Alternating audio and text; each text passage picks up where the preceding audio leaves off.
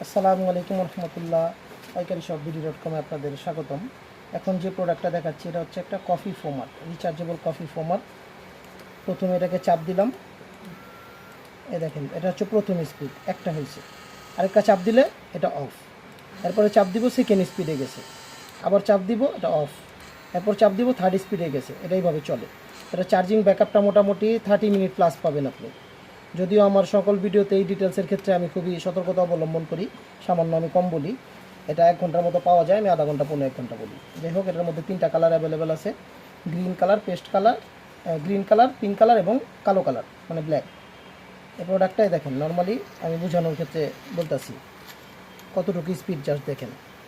কিন্তু এক জায়গায় থাকতেছে না, এরকমই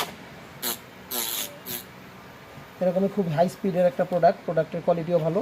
এটার মাধ্যমে আপনি চাইলে ফোম করতে পারবেন এবং আপনি কোনো কিছু মিক্সিং করতে চাইলে এটা দিয়ে মিক্স করতে পারবেন। ধন্যবাদ।